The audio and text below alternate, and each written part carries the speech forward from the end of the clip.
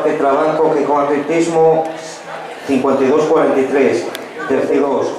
Tercera serie, primero Rubén Fernández Muñiz, Náutico de Carreño 53-33. Segundo José Manuel Blanco Mayada, que con Espomero 56-85. Tercero Náutico de Carreño 21-57.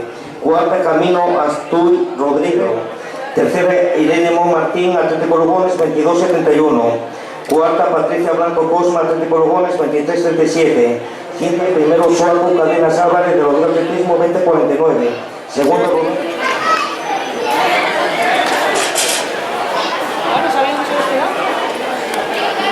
Jabalina femenina, primera Lorena Rodríguez Fernández de los Atletismo 35-55.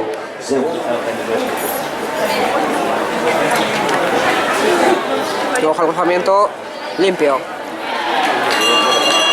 Ojo con el Futur. ¿Dónde va? Ojalá tampoco perdamos mucho.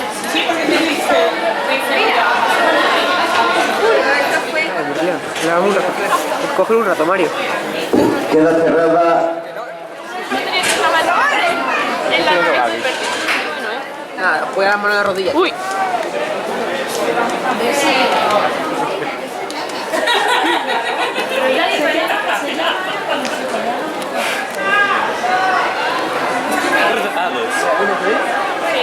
Lo siento. Soy un poco resultona.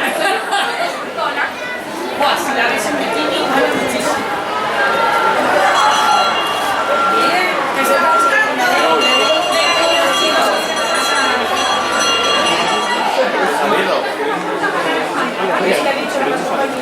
Pero es que esto luego sale en el vídeo todo.